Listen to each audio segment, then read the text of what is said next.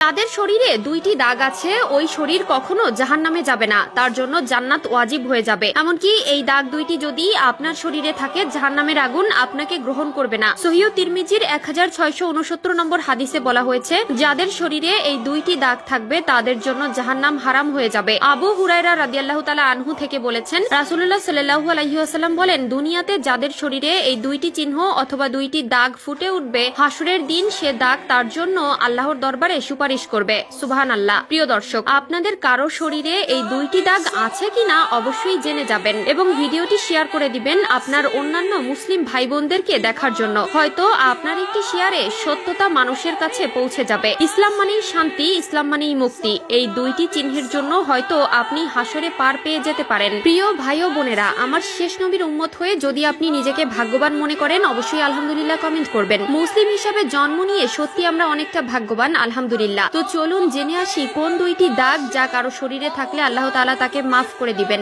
এক নম্বর দাগ হলো, রাসূলুল্লাহ সাল্লাল্লাহু আলাইহি ওয়াসাল্লাম বলেছেন, যে ব্যক্তি জিহাদের ময়দানে আল্লাহকে খুশি করার জন্য, আল্লাহর দ্বীন কায়েম করার জন্য অথবা আল্লাহর সন্তুষ্টি অর্জনের জন্য যে ব্যক্তি শত্রুর মোকাবেলা করতে গিয়ে শত্রুপক্ষের আঘাতে তার শরীরে ছোট্ট একটা দাগও যদি হয়ে যায়, তার জন্য জান্নাত ওয়াজিব হয়ে যাবে। এই দাগওয়ালা শরীরকে আল্লাহ তাআলা অনেক ভালোবাসেন। এই দাগ থাকার কারণে কিয়ামতের ময়দানে আল্লাহ তাআলা তাকে জান্নাতে দিয়ে দিবেন। প্রিয় ভাইয়েরা, আমার আল্লাহর দ্বীনকে কায়েম করার জন্য যাদের শরীরে বিন্দু পরিমাণ দাগ হয়েছে তারা কতই না সৌভাগ্যবান। আল্লাহ আপনাকে জান্নাতি হিসেবে মনোনীত করেছে বলেই আপনার শরীরে এমন দাগ হবার সুযোগ এসেছে। দুই নাম্বার দাগ হলো, ফরজ ইবাদত সমূহের মধ্যে যদি কোনো একটি দাগ তার শরীরে দেখা দেয় তাহলে তার জন্য জান্নাত ওয়াজিব হয়ে যাবে। যেমন যদি কোনো ব্যক্তি ফরজ ইবাদত করতে গিয়ে তার শরীরে দাগ করে ফেলে, নামাজ পড়তে পড়তে যদি আপনার হাঁটুতে, আপনার কপালে, আপনার পায়ে দাগ হয়ে যায়, বুঝে যাবেন আল্লাহ আপনার জন্য সুসংবাদ দিয়েছে। তবে এখানে একটি বিষয় হলো, লোক দেখানো নামাজ থেকে সকলে বিরত থাকবেন।